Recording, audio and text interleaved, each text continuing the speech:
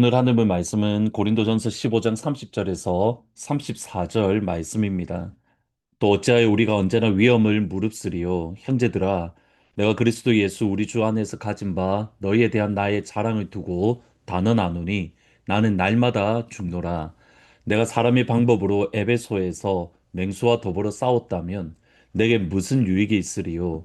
죽은 자가 다시 살아나지 못한다면 내 죽을 터이니 먹고 마시자 하리라. 속지 말라. 악한 동무들은 선한 행실을 더럽히나니 깨어 의를 행하고 죄를 짓지 말라. 하나님을 알지 못하는 자가 있기로 내가 너희를 부끄럽게 하기 위하여 말하노라. 복음은 성경대로 예수님이 십자가에서 우리 죄를 위하여 죽으심과 성경대로 3일 만에 다시 살아나신 것, 부활을 의미합니다. 이것을 헛되이 믿지 않고 굳게 지키면 이로 말미암아 구원을 받습니다. 그러면 저희들이 질문을 가지게 되는 것이 복음에 있어서 왜 이렇게 부활이 중요할까라는 질문입니다. 우리가 예수님의 십자가가 중요한 것은 모두 알고 있습니다. 예수님의 십자가의 죽으심은 화목제물, 하나님과 원수되었던 우리의 죄를 위하여 화목제물이 되셨다는 것, 우리 죄를 위하여 대신 속죄하신 속죄제의 죽으심, 하나님의 진노를 받으심, 이것이 예수님의 십자가의 죽으심입니다. 그러면 예수님의 부활은 어떤 의미입니까? 고린도전서 15장 17절에 보시면 그리스도께서 다시 살아나신 일이 없으면 너희의 믿음이 더 헛것이요 헛되고 너희가 여전히 죄 가운데에 있을 것이요. 예수님의 부활이 없으면 우리는 여전히 죄 가운데에 있을 겁니다. 예수님의 부활이 없었으면 여전히 죄가 우리의 왕이 되어 우리를 억압하고 우리를 다스리고 우리를 죄가 꽉 묶고 있는 죄의 종으로서 살아가게 됩니다. 왜냐하면 부활이 없으면 죽음과 사망이 여전히 그 힘과 그 권세를 누리고 있다는 뜻이기 때문입니다. 아담과 하와가 죄를 지었을 때에 이 땅에 들어온 것이 사망과 죽음입니다.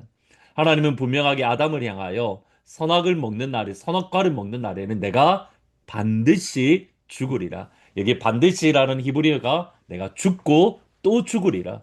아담이 죽는 것이 너무 확실하게 하나님은 강조형으로 네가 죽고 또 죽을 것이다.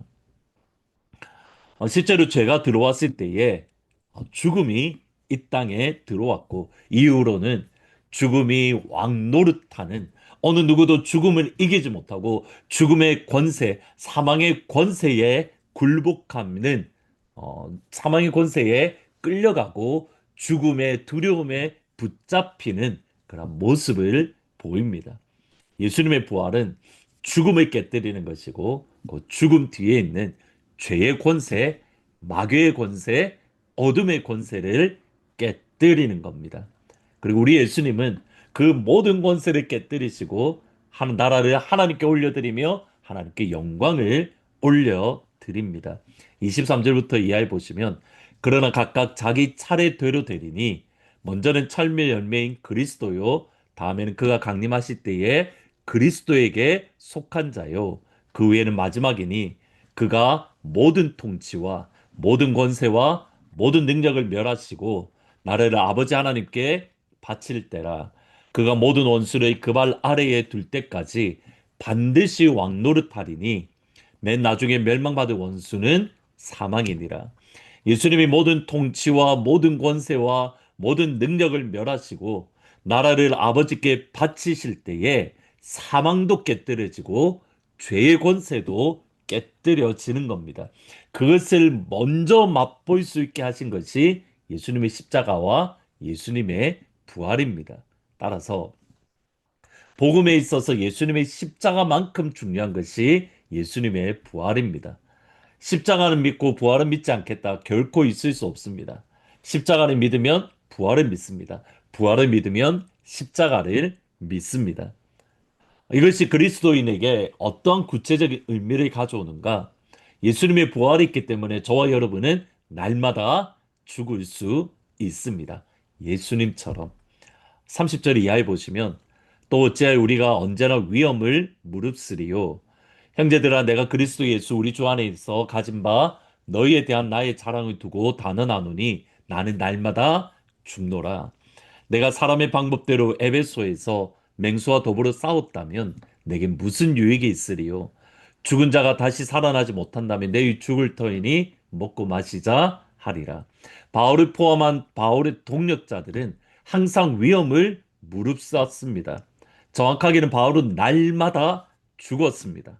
날마다 죽는다는 의미가 32절에 보시면 사람의 방법으로 맹수와 더불어 싸웠다면 먹고 마시자 하리라. 바울은 에베소에서 맹수와 싸웠습니다. 여러분 이것은 실제로 뭐 사자나 곰이나 뭐 이런 호랑이 같은 맹수와 싸웠다는 것이 아니라 에베소에서 정말 많은 고난들, 많은 대적자들 맹수와 싸웠다라고 말할 만큼 어려운 고난이 바울에게 있었던 겁니다. 이것이 고린도전서 16장 8절 9절에 다시 언급됩니다. 내가 오순절까지 에베소에 머물려 하면 내게 광대하고 유효한 문이 열렸으나 대적하는 자가 많음이라. 대적하는 자가 많다. 이것이 바로 맹수와 싸웠다라는 겁니다. 복음을 위해서 살아갈 때에 복음을 위해 살아가는데 많은 대적자리 있는데 마치 맹수와 싸우는 것처럼 압도하는 듯한 그러니까 너무 거대해서 맹수처럼 느껴질 만큼 바울이 고백하고 있는 겁니다. 근데 여기에 중요합니다.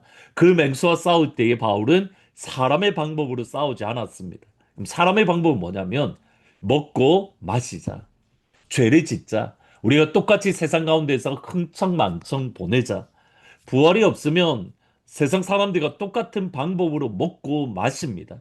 하나님의 나라와 말씀을 지키기 위해서 치열하게 몸부림칠 필요가 없습니다. 근데 하나님의 방법은 다릅니다. 사람의 방법은 먹고 마시자인데 하나님의 방법은 나는 날마다 죽노라. 내가 하고 싶은 거, 내 육심, 내 플래시를 따라 살아가는 게 아니라 내 플래시는 날마다 죽고 내 안에 오직 예수가 사는 것이니 사람의 방법과 사람의 기준을 따라가는 것이 아니라 철저하게 하나님의 방법, 하나님의 기준을 따라 살아가는 겁니다. 왜냐하면 우리 모두가 부활할 것이고 부활할 때에 주님의 심판대 앞에 서기 때문입니다.